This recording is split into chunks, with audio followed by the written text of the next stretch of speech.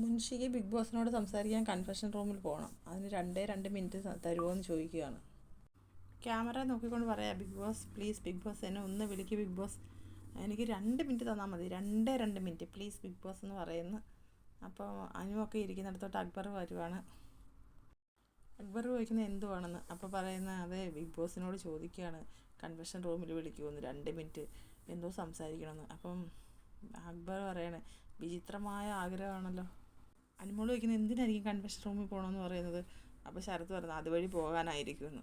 അക്ബർ പറയുന്നത് പഴയ കണക്കായി, പഴയ സെറ്റപ്പായി, എല്ലാ മൂലയ്ക്കും അങ്ങോട്ടും ഇങ്ങോട്ടും ഒക്കെ കുറേശ്ശെ ആളായെന്ന്. ശരത്ത് ചോദിക്കുന്ന ശൈത്യ മിണ്ടിയില്ലേന്ന് അനുമോളോട് ചോദിക്കുന്നു. അനുമോൾ പറയുന്നത് മിണ്ടി, പക്ഷെ പഴയ ഒരു ടച്ചില്ല.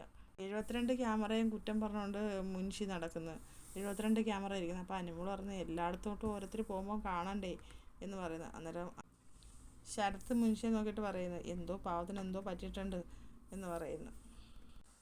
അനുമോൾ ശരത്തിനോട് എന്തൊക്കെയോ ചോദിച്ചറിയാൻ ശ്രമിക്കുന്നുണ്ട്. പക്ഷേ ശരത്ത് ഇങ്ങനെ കൈകൊണ്ട് ഇങ്ങനെ കാണിക്കുന്നു ഒന്നുമില്ലെന്ന്. അപ്പോൾ അനുമോൾ ഇങ്ങനെ കൈകൊണ്ട് ഇങ്ങനെ കാണിക്കുകയാണ് എന്തെങ്കിലും പറയാനെന്നൊക്കെ, എന്തോ പറയാനെന്ന്. അപ്പം ശരത്ത് പറയുന്നില്ല.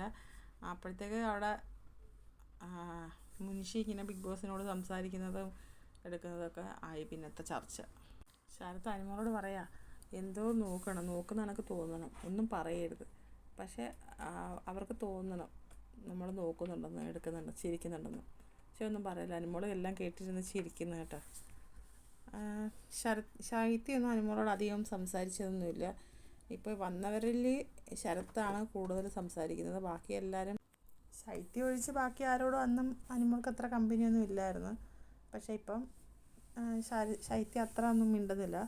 ശരത്ത് മാത്രമാണ് അനുമോളോട് കൂടുതൽ നേരം ഇരുന്ന് സംസാരിക്കുന്നത് കാണുന്നത്. അപ്പോൾ അടുത്തൊരു ലൈവ് അപ്ഡേറ്റുമായിട്ട് വരാം. എല്ലാവരും എൻ്റെ ചാനലൊന്ന് സബ്സ്ക്രൈബ് ചെയ്യണേ, സപ്പോർട്ട് ചെയ്യണേ.